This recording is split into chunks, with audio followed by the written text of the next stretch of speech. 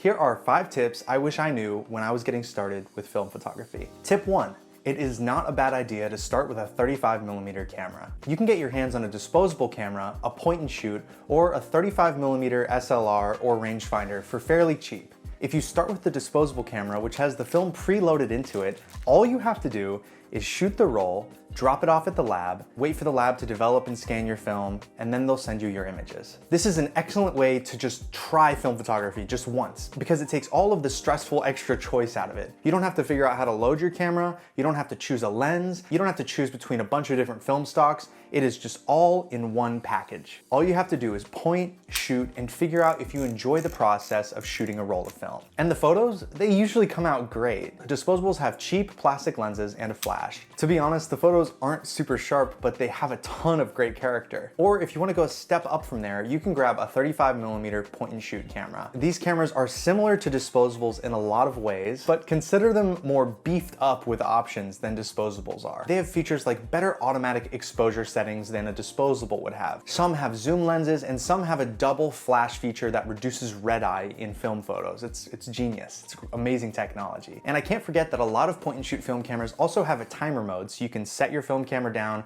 on a tripod or on a bench and take a group shot. Some more expensive, more premium point and shoots even have different apertures you can choose from. And of course, point and shoots can be reused over and over and over again for as many rolls as you want to put through it, rather than a disposable, which when you drop that off, it gets recycled or trashed. Point and shoots range from having cheap plastic lenses like a disposable to having incredibly tack-sharp glass. There's a huge range, huge variety of point and shoots to choose from. Do some research and find which one maybe feels like the best one for you. One of my favorite cheap point and shoots is the Kodak Cameo. I've had a couple different versions of this camera, but the one that I have right now has a cheap little plastic lens exactly like a disposable. It's pretty much a reusable disposable camera. I have gotten pretty amazing results with it, and some of them actually came out rather sharp. And then on the other end of the spectrum, I've had a couple premium point and shoots like the Contax TVS, which was my favorite for years until it broke. I don't have one anymore, but it took incredibly sharp photos, which I'm probably showing on screen right now. And my current favorite, the Minolta TC1, which also doubles as my smallest point and shoot by a mile, but it is incredibly sharp and has those same aperture blades I mentioned earlier. And lastly, you could start with a manual 35mm SLR or rangefinder. These cameras are fully manual. This means you have to set your aperture, choose your shutter speed, and manually focus your lens before taking a photo. This is an excellent place to start to learn the whole process of shooting a roll of film. From loading your camera to learning all the settings, to even training your eye to focus your camera properly. I think there's a lot of value starting here with manual 35mm film cameras over starting with a point and shoot or disposable. But that said, some people just prefer point and shoots and disposable cameras, and there's nothing wrong with that. Those are great cameras that have a specific purpose, and 35mm SLRs have a very different one. Being in charge of every single part of the photo making process can really help you truly understand why your photos are turning out the way they do. Plus, in my opinion, if you want to get a little bit more conceptual with your work, maybe adding a few lighting elements into your scenes and stuff, it really helps to have a manual film camera so you can really dial in those settings to properly expose for the lights that you've added and stuff.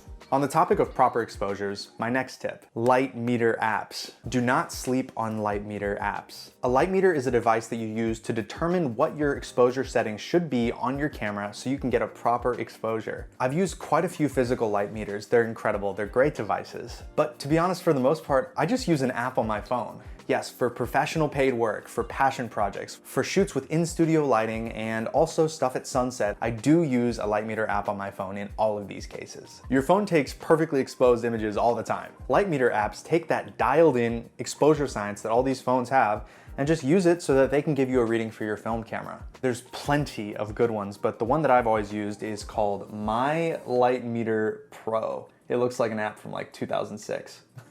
I've used this app since I started shooting film, and I don't plan on stopping. A light meter app lets you input your film speed, aperture, and shutter speed, and then you just point your phone camera at what you want to expose properly, hit measure, and it'll give you those proper settings. It's also nice, say, after you've metered, if you want to change your aperture, you want to make it f8 instead of f2.8, You just swipe up on the aperture dial and it'll tell you what your shutter speed needs to be to shoot at that new aperture, based on that initial reading you already had. It's honestly great. In some of my previous videos where I was on a shoot, I would screen record the Light Meter app and show myself metering the scene so you could see the metering settings in real time show up. Then you'd see me take the photo and you'd see a final result. And it's pretty cool to look at that in hindsight a couple years later. That just turned into a perfect example of how these meter apps actually work. They're even good in lower light situations like these conceptual shoots that I was doing back then.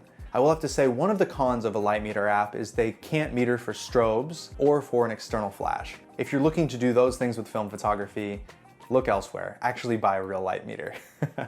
Next up, film is a real, tangible, sensitive thing.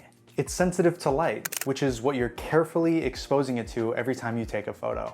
After your film is loaded into your camera, opening the back accidentally will expose it to light and destroy the roll. Same goes for once you've finished shooting your entire roll of film, make sure you rewind it back into the cassette before opening the back, because you could also expose it to light and destroy it at that point. Film is sensitive to temperature changes. Leaving it in a hot car for too long can alter the final look of your film. Film is sensitive to radiation. So when you're traveling with film, going through TSA at the airport, make sure you ask for a hand check so it does not go through the X-ray machines. Some newer TSA X-ray machines won't just fog your film, it'll destroy it. But some of the machines are older and your film can go through it a couple times with no noticeable difference to the end result of your film. But you shouldn't have to be completely up to date on which machines are old and what are new. Just always ask for a hand check and be as nice as possible about it when you ask.